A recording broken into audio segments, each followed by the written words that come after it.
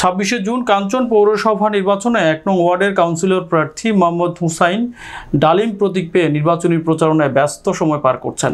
তিনি ওয়ার্ডবাসীর সকলের সাথে সাক্ষাৎ বিনিময় করে তিনি বলেন, আমরা আওয়ামী লীগ পরিবারের রাজনীতি করে আসছি। গত নির্বাচনেও আমি একজন প্রার্থী হিসাবে নির্বাচন করেছিলাম।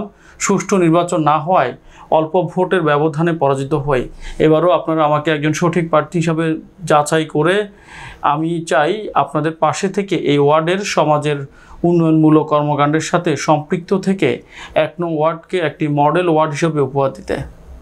আমাদের একটা প্রোগ্রাম গিয়েছিল নারায়ণগঞ্জ ডিসি কার্যালয়। তো ওইখানে আমাদের ডিসি প্রশাসন, ডিসি রিটার্নিং কর্মকর্তা ছিল, এডিশনাল এসপি ছিল, আর আমাদের জেলা প্রশাসক ছিল। ওনারা অনেক সবিনয়, আমাদের অনেক সম্মানিত করেছে।